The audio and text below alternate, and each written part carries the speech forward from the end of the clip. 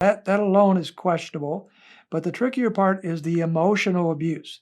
And this is where a lot of people will have to do a lot of thinking on this particular subject. What is emotional abuse to the level of abandonment, to the level of allowing someone to divorce their spouse because they've been emotionally abused? Well, what constitutes that kind of emotional abuse? Well, he makes a number of suggestions: social isolation, financial abuse, verbal reviling, get to that one in a moment, threats, direct or subtle, put downs, criticisms, cursings, yelling, ridiculing, humiliation, being treated like a servant or a slave, sexual abuse, including using sex as a bartering tool.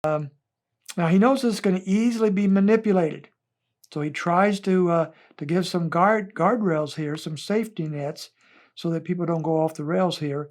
And he says this emotional abuse is not the same thing as being uncomfortable, not the same thing as your expectations aren't being met, not the same thing as your spouse being too self-centered or greedy.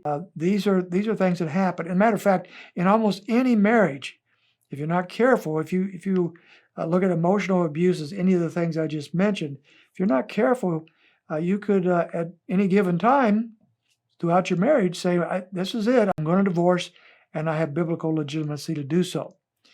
He wants to safeguard that. He wants to be very careful with that, and rightly so. But he builds a lot of his biblical case on his exegesis of the word revile.